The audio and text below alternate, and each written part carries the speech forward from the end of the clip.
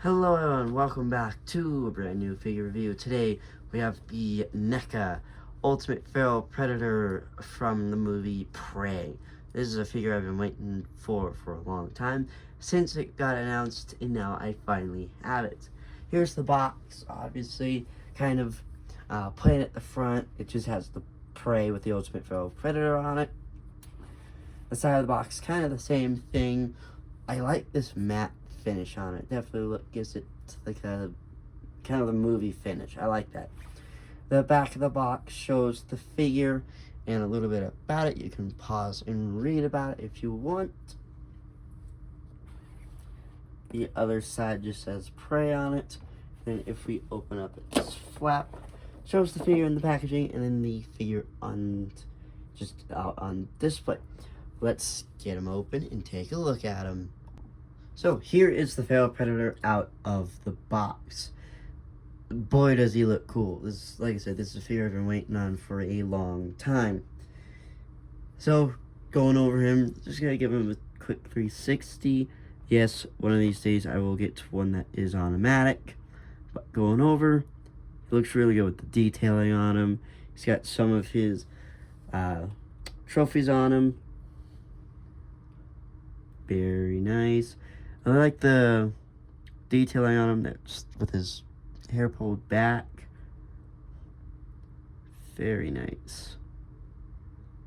So, pulling him closer, we can see that this pops off. So we'll take a look at this first. I guess this is part of the accessory, but this is his shield, his biomask-esque looking thing. I like that it even shows a little bit on the inside. I like that it comes on and off fairly easily. I also like his biomask is like the skull of another creature. What that creature is, we don't know yet, but it kind of looks like the skull of something else. We have some tech integrated to his helmet. That's very cool. So with that bio helmet off, now we get a better look at the face on the Feral Predator. Give me a minute while I move my light. So, here is with the mask off. And now we get to look at the detail even better. He looks really good. I've heard some people say that the eyes are weird with the mask off. I do agree. The face on the Feral Predator is unique, as all Feral Predators do. I'm gonna leave the biomask on at all times, but just to show you the detailing, I will leave it off. Around, I like the hair. A lot of the Predator's dreadlocks are like woven. I like this is like just straight hair. You know, this without any, getting the hair nice and dreadlock look. It does have the dreadlocks, but it's nice and slick. The scaling on this guy is actually really cool. It's brown with like a leopard scaling. I like the red mark going down the spine. You can see his trophies a little bit better that he caught throughout the movie. This is where his shield will go. We'll take a look at that when we look at his accessories. Going down around, his cloth here is kind of a mixture of cloth and metal pieces. So, like some of the other Predators just have the cloth. This guy's got like a little bit more armament. Come down to his feet. Again, like most, it's going to be barefoot, but I like his little cloth pieces. Doesn't have big, sharp toes. I like that. The hands, not sharp claws. I like it, like, some Predators have, like, long claws. This guy looks like he knows what he's doing. So, posability-wise, we're going to have a ball joint at the head and a ball joint at the neck. That'll make him look up that far and down that far, which is actually really good. And obviously, you could just move all the way around. You're going to have two ball joints here in the midsection, one here, one lower. That will get you a lot of movement, so you can get a lot of posability. Get his arms, hair out of the way. You're going to have a ball joint and hinge at the shoulder. You can get him to do that, and obviously all the way around rotation. You're gonna have a dual hinge at the elbow, like almost all NECAs have. And then a ball joint hinge at the wrist, same thing on this side. Same thing is going to be happening at the hip area. Ball joint hinge, get a nice kick out like that, and obviously good rotation. You're going to have dual hinge at the knee, and then a ball hinge at the foot. No toe articulation, but that's actually, I think that's good. Some people like the toe articulation. I think it's okay for him not to have it. So, accessory-wise, we've got a lot of them. Like I said, first one that we mentioned was the biomask. We have, I'm going to call this his compy stick, because I think that's what the box calls it. Yeah, it says the compy stick. So, it's kind of like a stick club. So this is it retracted. I like it. Nice detailing on the handle. Got the nice little blade at the end, and then the top, the club, will stick out. So it comes in 2 pieces, and just kind of fits together like so. And this is the full thing all the way extended. Height is about the size of the Predator. So about the size of the Predator. It is like this soft rubbery material at the bottom, and then plastic throughout. Detail wise, again, same thing for the handle, which looks really good. And detail all the way up to the club area, down to the spear. I like that. That actually, this is one of my favorite compy sticks that they've had. Next up, he's got his little, I'm gonna call it spear gun, which links up to his biomass. So this is like the predecessor to the plasma caster. So in the movie, he's got the 3 dots on his mask that link up to this, and this shoots out 3 little spears that follow whatever this lights up to. And I like that. The detailing on this is actually really cool. I like the details. Very, like old school looking, because this is like predecessor to the original Predator's weaponry. Next up, we have the retracted shield that he wears almost all the time on his shoulder. So this is it all the way retracted. Nice detailing throughout. This is the only Predator I've seen that actually has a shield. Detailing is also on the back. And then the main shield. So this is it all the way open. And I like that. It's got a nice sheen to it. It retracts and opens, so you can see how it opens and closes. I like that they even continue the detailing on the back. Next up, we do have his back plate, which again, this attaches to this, which goes to this. So as for like modern day Predators, this attaches to their shoulder mounted plasma caster. I like this. It's very nice and detailed. Again, weathered and very old school looking. Next up, he does have his retracted wrist blades. So this is like, again, predecessor to the new wrist blades, because we see that these have a slight bend in them. And when I put them on, they will actually, instead of be closed like this, like modern day, they will be kind of spread open. So again, the Feral Predator is like the old school, but I like this. I like the way they look. And I like the concept that these are like downwards instead of just straight. Now, we have more. What a surprise. Mouthpieces, we're going to have 2 besides the one on his face. One is a semi-open, but not closed. So this is, I'm going to say, like a growl. Nothing opens. I will show you how to put these on, and I'll show them what they look like on. And then we have the full open face. So this is when he's screaming or yelling. I like that. I like the detail in the mouth. Very nice. We have a ton of hands. So if you need a hand, we've got a lot of them. So besides the 2 open ones on him, we have a pair of fisted hands. I like these. Detailing is really good. So this is if he wants to punch. 2 grabby hands, 2 different styles. And both of these are for the right hand. One's more closed, one's more open. Same, I like that. I like detail. So each of these can hold a different weapon. Then we have a pair of trigger hands. That's what I'm going to call them. Hold on. 2 different trigger hands. They're both used for different things. This one's probably used for the gun. And I like that. The detailing is really well. And then a left, more open hand.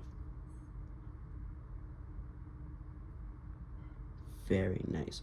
I'll show you the accessories on him now. Alright, so to get the mouth on and off, you can see it's split right here. So what you want to do is you want to grab it and grab the head. And I like to wiggle, especially since it is new figure. You can see it coming loose. Just wiggle and it'll pop right off. And then you want to grab your new face. You can see it's got that hole there. This just slides up in it. Again, new figure, it's going to be tight. So just wiggle it back and forth. And there is how you replace the face on that. And then just the helmet will just kind of pop on and pop off. Just like that. That's just how you get the helmet on and off and the face on and off. Alright, so with the back plate, this is a magnet. So there's 2 magnets, one here and one here. His gun also is a magnet. And it just attaches just like that. So same thing, you can say if you want the back plate over there with the gun over here. It's actually really cool. So, yeah. I like that it's not a clip or hole. It's a magnet, which makes it look really cool with everything off. Okay, so the collapsed staff. You will get a pair of these hooks. Now, I played around with this, and I could not figure out how this goes. And I've looked it up, and everyone just says it just hooks on. I would not recommend putting this on, because I feel like these things are going to break. So, I will not recommend putting this on. But, how this is supposed to work. I feel like this would have been better with a loop. You hook it in just like that. And what I mean by hook it in is that there's no belt hoop. This gap where it twists, that's where it's supposed to hook in at. And I don't like that. You see why? But that's how it's supposed to be. So these small ends go in, and these fat ends are supposed to hold the compy staff. And they hold on to the staff just fine. But when you go to put this on the figure, they come off. And I will try to demonstrate putting it on the way the box shows it. So it shows it like this. I don't like it. I feel like I'm going to break them. So I'm not going to put this on. But that's how it's supposed to go. Maybe you can find different ways. That's kind of annoying. I kind of wish it was a belt loop instead of going straight into the crevice of the figure. Because if it had belt loops instead, right here, I feel that would have been better than sticking them into the figure. That's just me. So, yeah, it's really confusing. Okay, the wrist blades. So they only go in just a little bit, but they are tight. So I already have one in to show you. I'm going to show you on the other end how it's supposed to be done. So on the wrist blades, you see this little notch here? Right in there, you see that little hole is how it's supposed to go on. So it's a finagle.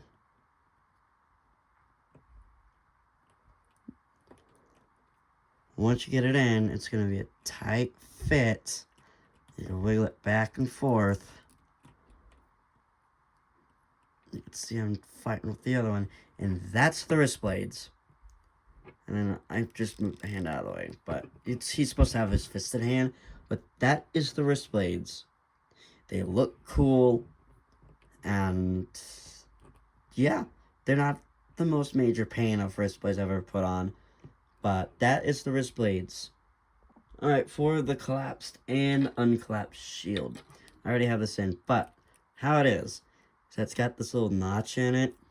Yeah, really hard to see, but how it goes in is it goes in.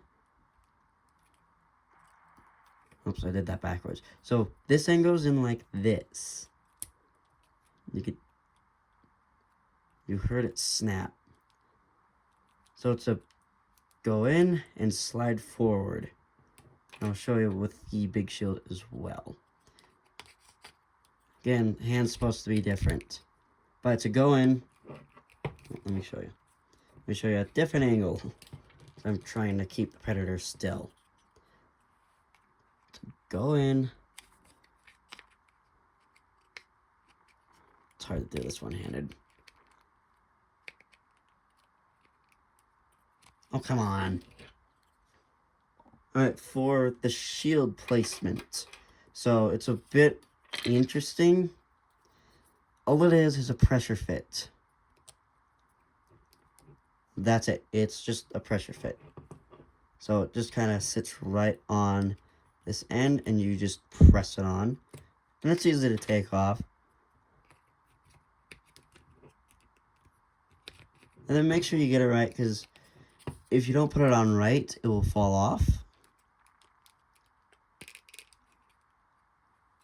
And that is the shield and how you take it and take it off. Like I said, it's a pressure placement. And that's about it. I like that. Alright, so here he is with obviously the open mouth with the helmet on. He's got his gun in one hand, fist in the other, with his wrist blades out. No shield on. I think that looks really cool. The accessories on this thing are actually really dope. So there's that. This is with both fisted hands, which looks like he's just about ready to just tear someone up. I like that.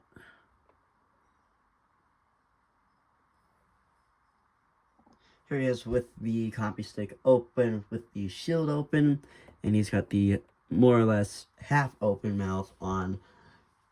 I think that looks really cool.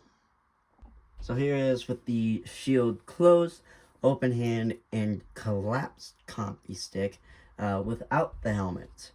Again, what's so cool about this figure is there's so many options of what to do with it. That looks so cool.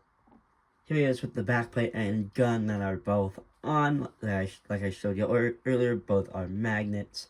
And that's what it looks like with them on. I think that looks really cool. One thing I will say that I forgot to mention with the gun is that the back plate, this is firm. This is a little wobbly, so it comes off easier, especially with the dreadlocks. But that's still really cool. So here he is in his, I'm going to call it the full hunting getup with the shield out, the compy stick out, and the wrist blades out. This looks really cool.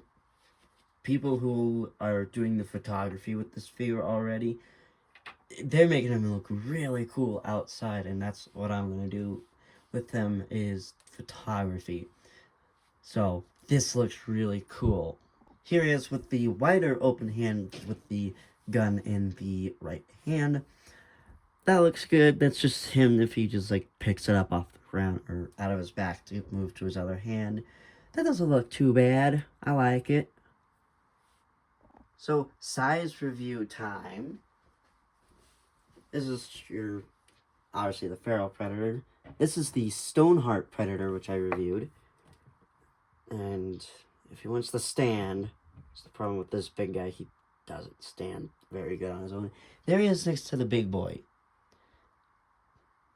And just like my last Predator, he stands about ish shoulder height. So that looks pretty good. Be careful with Stoneheart. He doesn't like to be moved.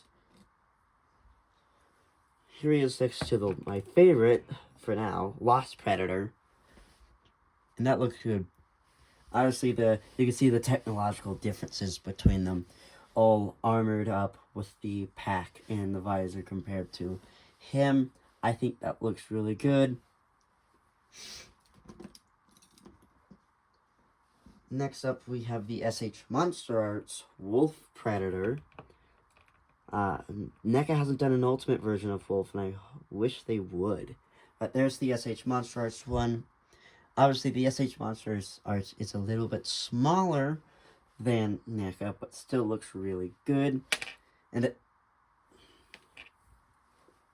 then kind of an obscure one that I didn't review only because he was missing some of his accessories, but still one of my personal favorites. The the Witch Doctor, the Shaman Predator. I do hope to get him in box one day to do a full review on him, because like I said, I don't have much of his accessories, but I think these two actually look really good together, because they both aren't very technological, and they just look pretty good, but there's that for size comparison. So that is the Feral Predator. This is actually a really cool figure. Like I said, I was very excited for him, and I'm very happy I finally got him. Figure rating, I'll give him a 9.5 out of 10. Only reason for him being a 9.5 is the stupid hooks. Other than that, this is a really good figure. I love him.